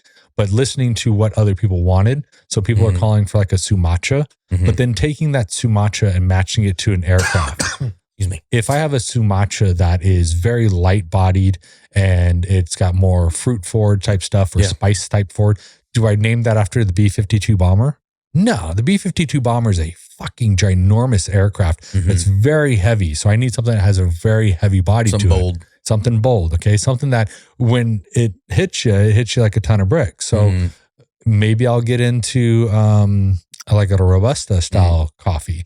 Robustas are very bold, very heavy, and they got a lot of caffeine, but I've got to have the market for it too. So I can't just bring on a coffee and then expect the market to be there. I've got to have the market, the calling for it. Same thing with the teas. I stayed away from teas for 4 years. 4 years before I brought them to market. People kept asking me, hey, blah, blah. And I went, go see Heart of Texas Teas. She's great, so on and so forth. And I started hearing some feedback. And I went, okay, I'll do it. So I started bringing on some teas. And next thing I know, I'm selling teas like crazy. And then I brought on a few more. And now I have 7 different teas. So I have 7 teas, 9 coffees, including the decaf. And then I've got all these different simple syrups. I have my own exclusive simple syrup. And it's just listening and then responding and sometimes showcasing something that people don't ever expect, like the papaya pineapple punch. Nobody called for that, but I showcased it. And next thing you know, I went to Sun and Fun with 7,800 gram bags. That's a lot of tea in one variation. I came home with 15. Yeah. It's like the iPhone. Nobody knew what the iPhone could do until we showed it was shown. Everybody liked the flip phone. Everybody liked the Sidekick. Everybody liked the Blueberry or Blackberry, whatever the fuck that one was called. Everybody loved those and everybody's obsessed with those. Then all of a sudden the iPhone came out. Let's show you what a phone really can do. And now everybody's copying the iPhone. Okay. And everybody's, oh, Samsung's better. I'm like, to what degree? Like, you know, I'm not sitting there saying that my coffee is the iPhone or the Samsung. I'm just saying that this was showcasing it in such a way that people are going to replicate this. And I already have 2 companies that are trying to copycat me. And they keep they've got me blocked. And I'm going, if you don't have a guilty conscience, why would you have me blocked? Like, when I call you out, just sit there and say, yeah, we did that. It's, our bad. We'll go ahead and do this. No, they just straight out blocked me, and still to this day are still copying about 60, 70% of what I do. Like that's pathetic, actually. Yeah. It's the biggest form of flattery, though. Yeah. I mean, it's going to happen if you're putting something out there. I mean, you can't expect people to stay away. They're just going to do it. Yeah. And somebody's going to try to make money off it themselves. So, so what you're saying is the plane that you have on the front of each one of these bags is supposed to replicate the flavor that's on the inside of it. What it does is it kind of complements it. So like the Colombian Cub, all right, the Cub is the most diversified aircraft, general aviation aircraft. It can be a bushwhacker, it can be a backcountry, it can be a general aviation, just going to fly it from point to point. It can turn into a floater, so that way it can be on water, things like that. Well, Colombia has the most diversified portfolio of coffees in the world. It's got stuff that's very dark and deep and heavy bodied. It's got stuff that's light and fruity and airy. It's got everything in between. It's your Swiss Army knife. It's your Swiss Army knife. Okay. Colombian Cub. Yep. Okay. The P-51, something that when it first came out wasn't that great of an aircraft. The engine was actually underpowered. It was still pretty agile, but it still had more that it could do. Once they put the Merlin engine in it, then it became this fucking ripper of an aircraft. Well, that's a ripper of a coffee too, because it's got some body to it, but it's very smooth. It's very nimble. Sometimes it's very milk chocolatey. Sometimes it's very like a crisp appley. Sometimes it's caramelly. So it just depends on the season of it, but it's from the Tarrazú region of Costa Rica, a very sought after coffee. Well, the P-51 is a very sought after. Oh, is it at this air show? Everybody wants to see the P-51. Yeah. So that's what we did. Same thing with the Brazilian up there. That whistle, when you see a really good Brazilian looking, for the audience, it could be a male or female. Okay. Since we're guys, we like the females, you see the really fine looking Brazilian. Well, that F-4 Corsair is called the whistle of death for a reason. Okay. So I call it the whistle of Brazil. Or the whistling Corsair, it's like you're going to hear the whistle of that when you try it. I just had actually, what is her name? Savannah. Savannah from Tango 31. She actually got that coffee from me. She texted me today. She sat there and she's like, "This coffee is fucking amazing." And I went, "Well, it's because of this." And she's like, "No, it's like now my favorite coffee of all time." She's like, "Not only is that my favorite aircraft, she's like, I love all your coffees, but that one is your newest one. I absolutely love it." I was like, great. And then you have the Dominican Republic, a very rare coffee to have here in Texas. As a matter of fact, I'm going to boast for a minute. I am the only roaster that has that Dominican Republic coffee of all of Texas. Really? Yep. Eddie Romero is actually, that's his plantation down there in Dominican Republic. It is a red honey processed coffee. I did it to a light roast as well. It has like that sweet almond cookie style undertone to it. So you'll find that it's very nutty or very almondy, but then you'll find that there's a very nice caramel honey style aftertaste to it. So almost like you're eating an Italian almond cookie is how I actually say it. And it's named after the F-117 because that's a very rare bird that they just brought back into, I wouldn't call it production, but definitely back into service where it's doing something that you never would have thought. And I can't even talk about it, even though I have the clearances for it. It's that bird's doing some really cool shit. And because it's so rare, I named it after the Dominican Republic. So everything has a backstory. Cool. Everything connects with itself. Being part of the Super Secret Squirrel projects back in the day, and still today, still having the top secret clearance, everything on the bags has a hidden meaning or a deeper meaning to it. So everything's tied together, ties back either to the general aviation side or the military side. Nothing's just thrown together. I've seen so many people just throw things together and then slap a name on it. And I'm like, it doesn't quite match. So. You throw something on there. It's like the, is it the Osprey? It's like a coffee that does something you didn't think it could do. Yeah. Yeah. But the Osprey doesn't have a legendary background yet, does it? So I'll tell you, when them wings turn up and start going, it starts going up like a helicopter. That's pretty legendary to me. But you see that there's all these old aircrafts on there, stuff that has a legendary background. You're looking for timeless stuff. Yeah. So the B-52 will have be on there. The B-29 is going to be on there. The A-26 is going to be on there. The Raider, the B-1, things that have that just legendary background that have like bitch. They performed in something. Yeah, the F-35, F-22, they're still too new. Even the F-22 is built in 1980s. So that's 80s technology, 80s, 90s technology. It's not legendary yet, but the F-16 built in the 1970s, that's got that actually 60s, 70s, but still that's a legendary aircraft. So it's like, why not create something like that? Or the F-14, the F-14 is going to be my next fighter aircraft that we're bringing out, but to find the right coffee to match the characteristics of that is tiresome. If you're looking for classics, though, it's kind of where you're going with this. Yeah. Okay. Yeah. There's a couple different aircraft manufacturers that asked me to join forces with them and come up something. I was like, we can definitely do that, and it'll still be underneath the Legendary brand, but it's going to be your guys' coffee. So we'll roast it all up, we'll put it all in the bags, and it's up to you guys then to sell it at the profit. I get my wholesale price for it, but you guys go make all the profit for it. And then there's about a 500 bag minimum that they've got to match, and that's it's an investment. Yeah, it's not something to just say, oh, we'll go make this happen. Time and money is the two things that most people don't want to truly invest into. What does the bag of your coffee run? $25.99 or $24.99 for 1 pound. The Dominican Republic is $26.99 because it's my highest graded coffee. The Colombian Cub, that is a micro lot, so it's $25.99. And then I have that Ethiopian, that's also $25.99. So $24 to $26.99, 1 pounders. Everything's done right here in Rockwell, so it's not like it's going to be something that's outside of the norm. I've had one person say, well, you're not matching the local market price. And I went, I'm not a local company. I am a worldwide company now. I have gone viral and I'm shipping across the entire world. And I was like, you're expecting me to have the same coffee quality as this guy over here. And it's not, it's different. Brazilian steakhouse, that's a steakhouse. That's Texas Roadhouse versus Brazilian steakhouse. Two totally different ways of looking at coffee or steaks, if you will.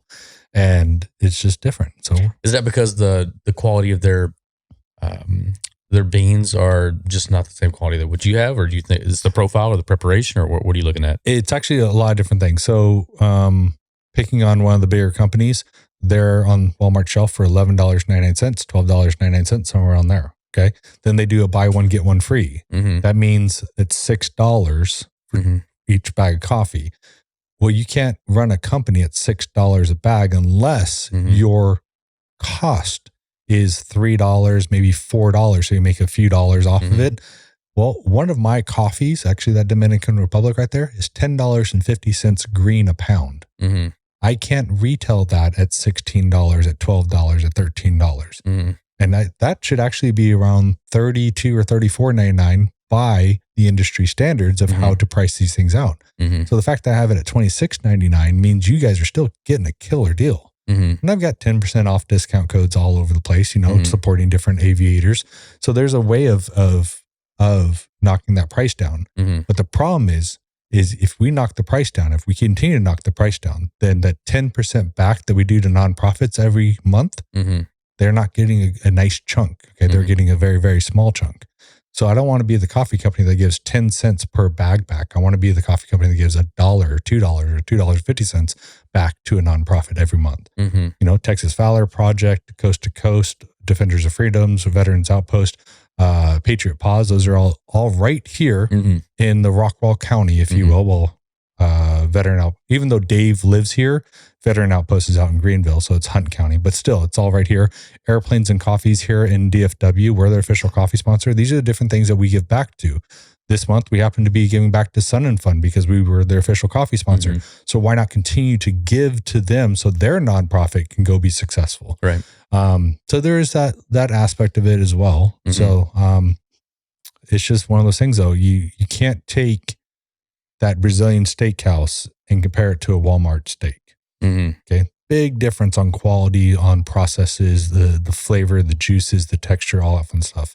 Or taking just a choice steak and comparing it to a A5 Wagyu beef. You can't, no, not even close to it. Right. This one has a lot more fat. I don't like all that fat that's in Wagyu. I'd rather have a lot more meat, but you get what I'm saying. There's a quality difference, and that quality does come with a little bit higher of a price. Now, because I don't have a retail storefront, we don't have to worry about having all that overhead cost.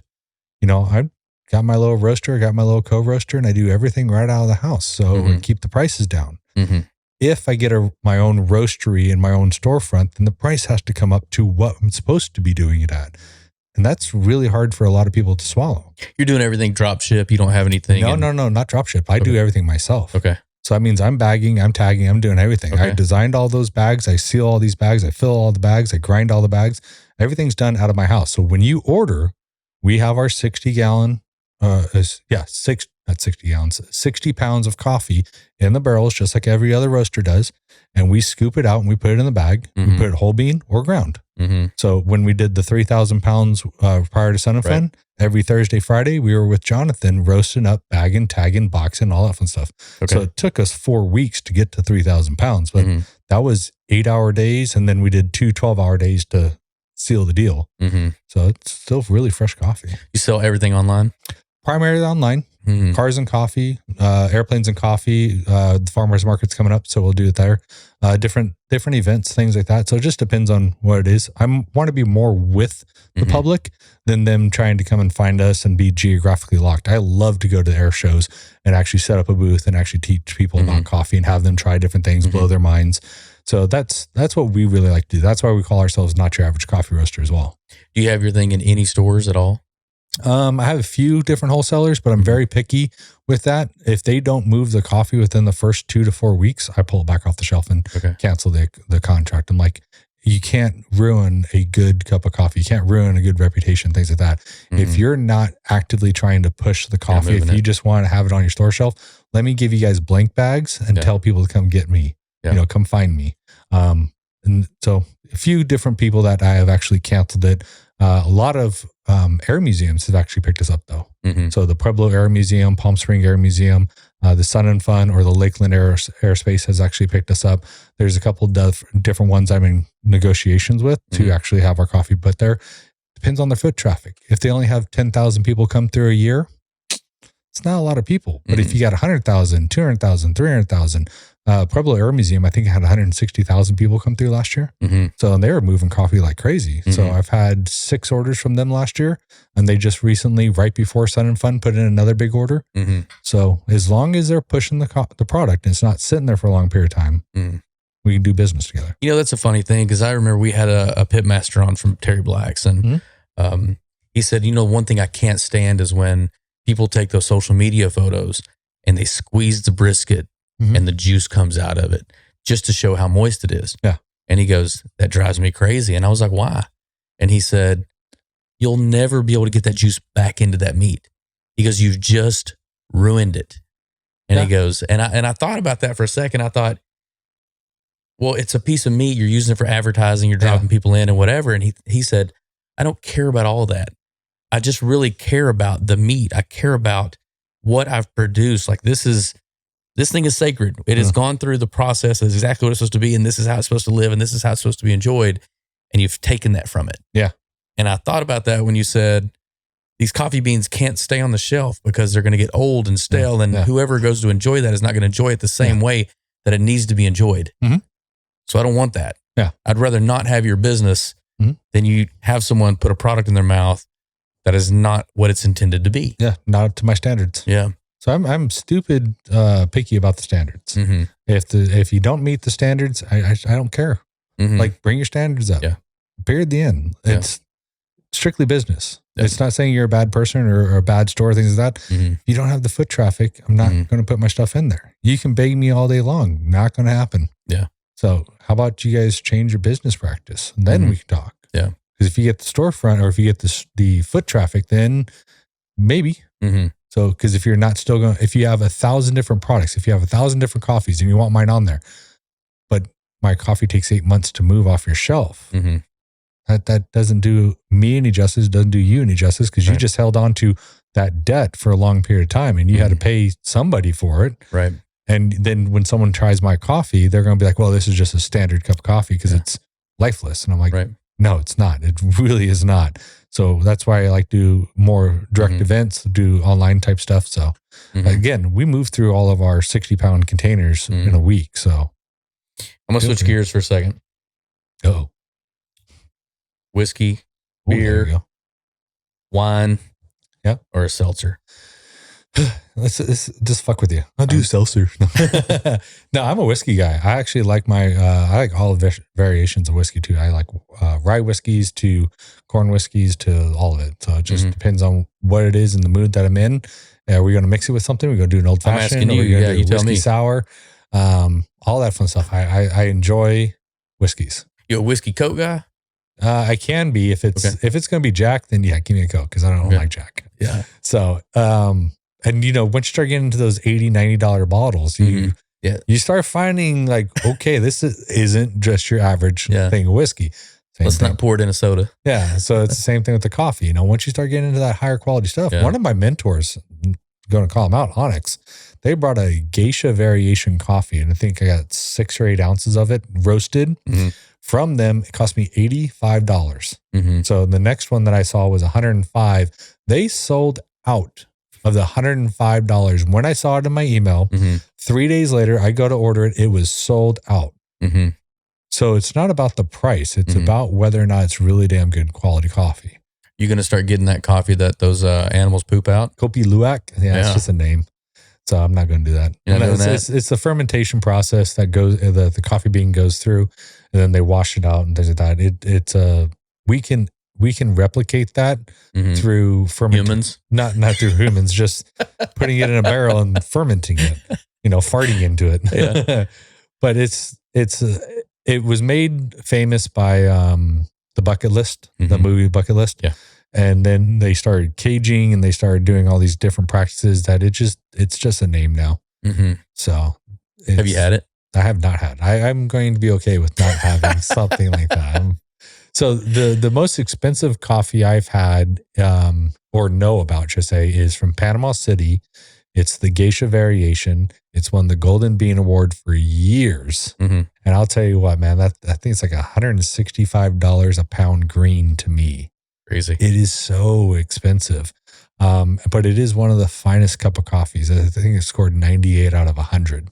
That means there's no imperfections to it at all. It's just stupid clean coffee, and it's very fruit forward. So you've got to, you have to understand that coffee isn't just about dark, rich chocolates or this. It's when we start getting into the fruits, the citrusy stuff, that's where the coffee snobs really come out and play, because they love tasting coffees that are completely different than one another. Again, having stuff that's apricot or peach forward to blueberries and strawberry forward, then having stuff that's a little bit more traditional where you get more of the chocolates and the caramels. It's about having all of it, having that diversification inside your portfolio. And then we have that flight of coffee out for tasting at the farmer's market, so people can understand the complexities of coffee. So we're not your average coffee roaster. When that $138 green bean comes to you, what's the holy grail airplane that you're holding back for that? Probably the SR-71. So tell me why. It's the SR-71. That's just it. It's the SR-71, buddy. So that is the rarest of the highest elevation and fastest aircraft. It's like everything. It's like you take a look at that and you think about when it was created back in the 50s. Okay. And we had that type of technology. Now it leaked like crazy because we couldn't seal the fuel tanks until it actually got up to speed. But still, that was the epitome of all aircrafts. And to have to hear the radio call to the towers where all the different general aviation aircrafts were talking, and then the airliners get on there, and then the SR-71 guy says, tower, what's our speed, our cruising speed, whatever, 1,997 miles an hour. I was like, what, in the front door? And he goes, yeah, we're going about 2015. Gosh. I was like, good Lord. That is crazy. Yeah. So it's there's a whole history behind it, and just to connect that to a coffee that is the epitome of everything, nothing could touch that aircraft. So it's like, yeah, never got shot down. That's awesome. Yeah. You been to any concerts lately? We were just actually at Uncle Cracker and what was that guy's name? There's a country one out in Son of Fun. So we basically got on top of our trailer and had front row seats to the. That's awesome. Yeah. So that was a really fun. I can't believe Uncle Cracker's still rolling. Yeah, still rolling, still saying the same old songs. Yeah. But he's fun. He's enjoyable. So and the other guy, I forgot who he was. already, but the entire concert was pretty good. Mm-hmm. So you a country guy, classic rock, classic, country and classic rock. Yeah. Those are my two things. The girl that I'm talking to, hers is more like the alternative, not like death metal, but kind of like more the alternative stuff, which I used to be into back when I was like trying to hang with my brother because he did all that type of stuff. So there's still some of that stuff that I absolutely loves too. No hip hop? So, not much in the hip hop, like not in the today's sense. Right. You know, today's sense. 90s old school. The 90s old school, kind of like when P Diddy was still out there, and those guys are still a lot of fun to listen to. Even though there's all that controversy with it. It's the music itself back then was much better than what it is today. Now it's just degrading to everybody. And I'm like, okay, why do I want to go this guy's girl and then go this person and, you know, do all this and then the government? I was like, this doesn't matter. It doesn't, it's not uplifting. It doesn't do anything for me. So the beats don't quite do anything. I wouldn't say all of them are like that, but I get where you're going. Yeah. And then EDC, I got into EDC for a little bit there too. Get your glow sticks. I get my glow sticks. Well, my I call it like best friend or my like lifelong friend. I've known him since kindergarten. Him and his wife are into more of that EDC style stuff. And they got me into some really cool mixes and shit. And I'm like, wow, this is good stuff. And like, if you get a good DJ that understands how to mix everything, it's really good. Then you get some that are just off the wall artistic and it doesn't make any sense. And then Liam, who owns that Colorful Mooney aircraft, he had a female DJ that was there at his booth one night. She did really good, like house trap EDC style music. And it was so chill and relaxed, but it was upbeat and uplifting. I was like, this is what I like. So, but I'm still the classic rock and country guy. So, Southern rock. Sure. Leonard Skinner and that stuff. There you go. Well, that's cool, man. I really appreciate you being on here, telling your story. And I mean, it's really, really cool to see, like, way different than I thought it was going to be when you walked in. I mean, super, super deep on some of the thoughts. So I really appreciate you getting all the way into it. Absolutely, man. There's still more to it, but it's like we're running out of time too. So, Well, I want to thank you again, everybody. Until next time, we're on our way to a Creed concert. He just brought us some tickets, so we're super excited about that. Let you know how it goes next time. See ya.